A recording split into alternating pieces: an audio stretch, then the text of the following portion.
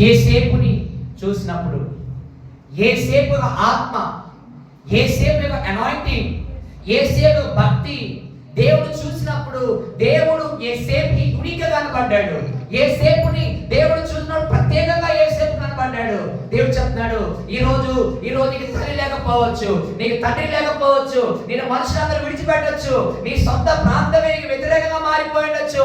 దేవుడు చెప్తున్నాడు, తగిన కాలం అందు దేవుడు నిన్ను పైకి లేవనెత్తబోతా ఉన్నాడు, తగిన కాలం అందు దేవుడిని హెచ్చించబోతా ఉన్నాడు. దేవుడు చెప్తున్నాడు, యేసేపుని పిలిచిన దేవుడు, యేసేపుని దర్శించిన దేవుడు, యేసేపుని లేవనెత్తిన దేవుడు ఈ దినం నిన్ను లేవనెత్తబోతా ఉన్నాడు, ఈ దినం నిన్ను లేవనెత్తబోతా ఉన్నాడు, ఈ దినం నిన్ను లేవనెత్తబోతా ఉన్నాడు. నీకు వ్యతిరేకంగా ఉన్న శత్రువుని దేవుడు వెలగొడుతున్నాడు.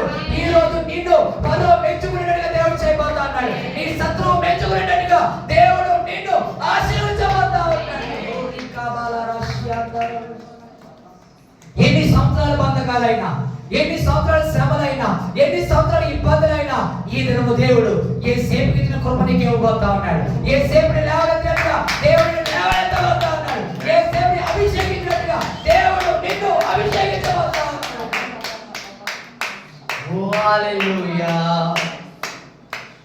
హల్లెలూయా. యేషువా హల్లెలూయా. రకబదులారాషి యేషువా, యేషువా. దేవుడు చెప్తాడు, మనుషుని పట్టించుకోకపోయినా, అందరిని వెలివేసిన దేవుడిని లేవనెత్తబోతున్నాడు. రోజు